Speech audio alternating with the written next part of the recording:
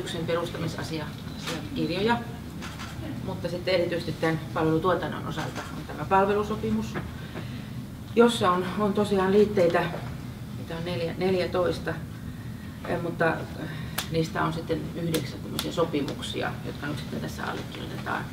Ja sitten tähän liitetään luonnollisesti tarjouspyyntö ja tarjous, sitten, kun tämä on virallinen kokonaisuus pakettina, niin sehän sisältää ne kaikki.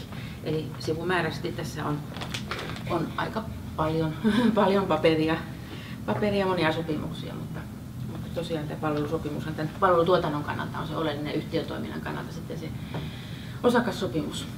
Niin tämä yhtiön perustaminen nyt on tässä hoidettu ja sen nimiinhän tässä nyt tämä sopimus allekirjoitetaan. Piila ja Linna on perustanut yhtiön ja sitten tästä osakkeita jaetaan kaupungille.